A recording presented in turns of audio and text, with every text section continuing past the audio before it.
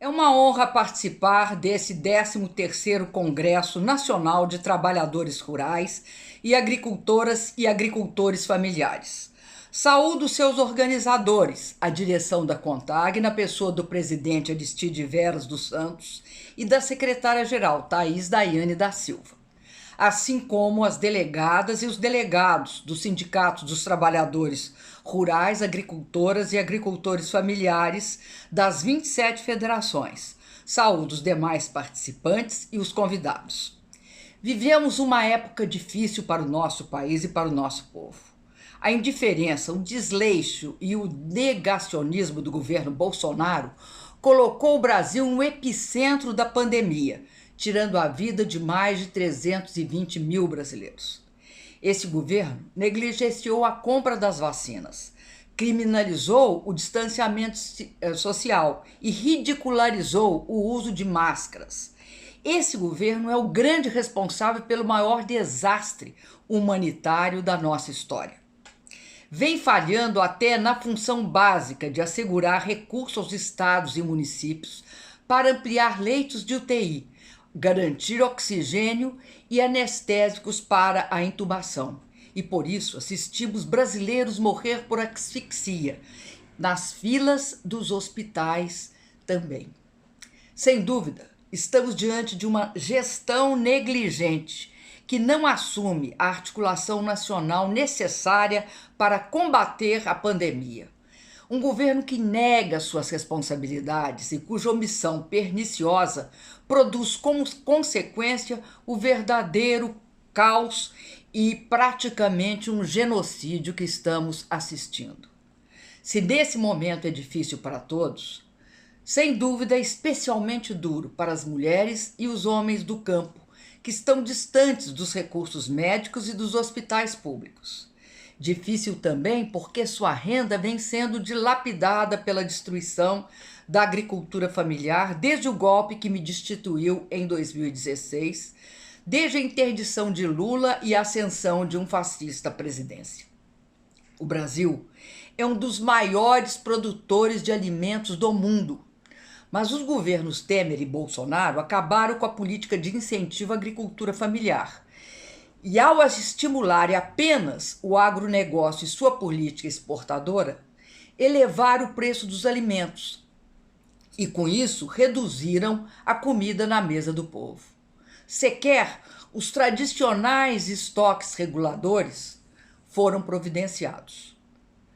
Está mais que evidente que, sem ampliação da agricultura familiar responsável por 70% da alimentação do povo brasileiro, a oferta de alimentos é reduzida, seus preços sobem.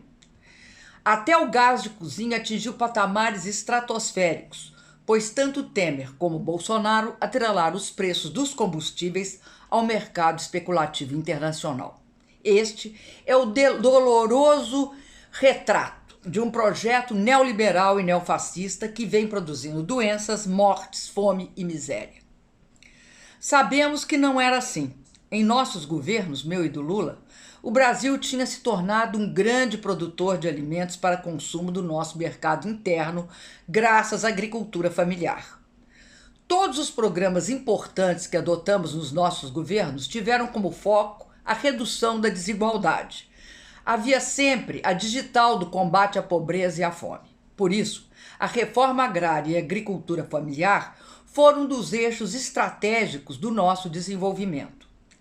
A ONU reconheceu que a política de expansão da agricultura familiar foi essencial para o Brasil sair do mapa da fome e tirar milhões de pessoas, homens e mulheres, da miséria.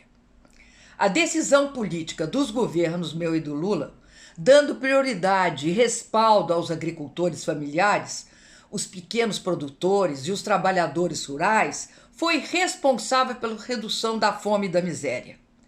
Exemplo de que um outro mundo é possível para todos e especialmente, como eu estou falando aqui, para a agricultura familiar. E eu quero destacar algumas políticas que nós efetivamos como exemplo disso.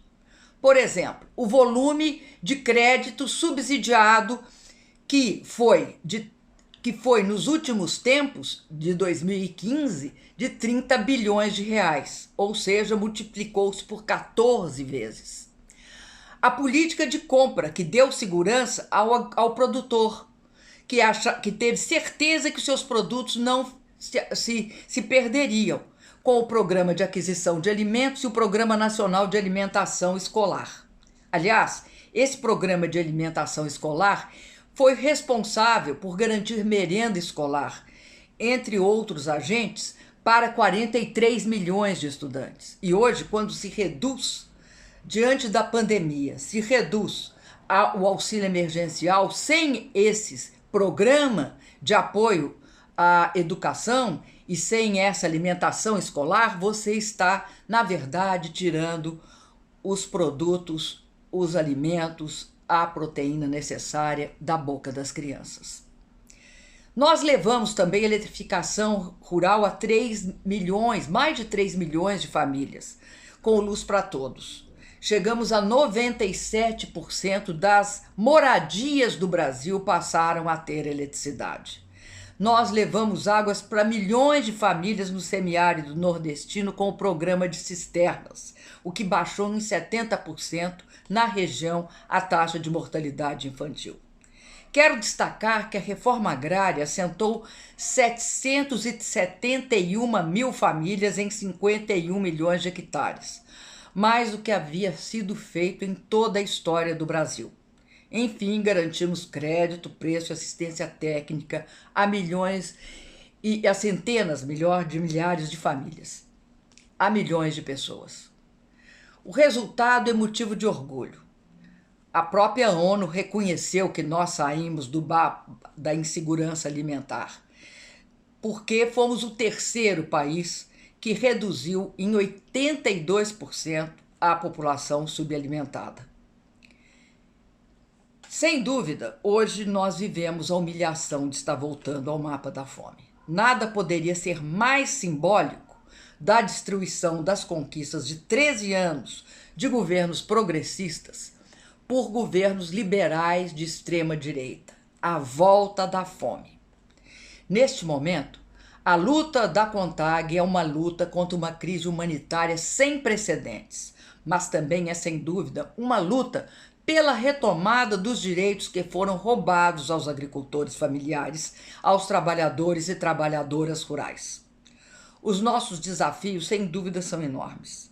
Vencê-los exige unidade, organização e permanente mobilização.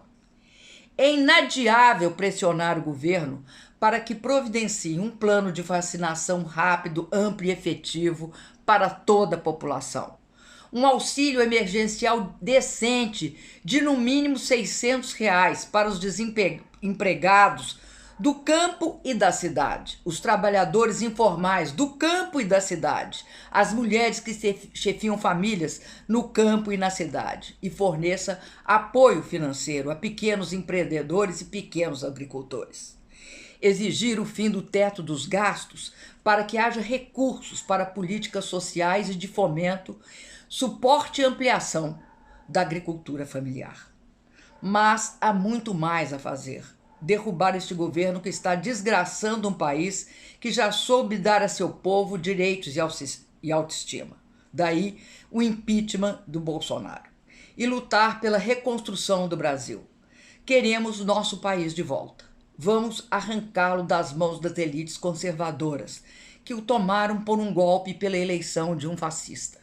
O retorno dos direitos políticos do ex-presidente Lula permitirá que ele possa dar uma grande contribuição à luta por essas medidas emergenciais e à reconstrução da economia, da soberania e da democracia em nosso país.